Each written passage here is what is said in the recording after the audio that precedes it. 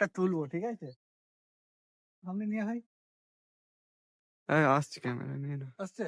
হ্যাঁ তো দেখো গাছ থেকে পুরো পেরে খাচ্ছি লেবুটা, কতটা সুন্দর দেখি। দেখো গাইস কি সুন্দর খাচ্ছি, কত সুন্দর দেখতে।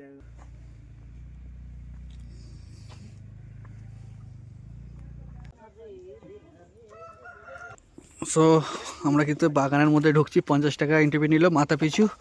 আর জাস্ট দেখো সামনে কত হয়ে আছে গাইস, ভর্তি লেবু হয়ে আছে, কত লেবু আছে দেখো।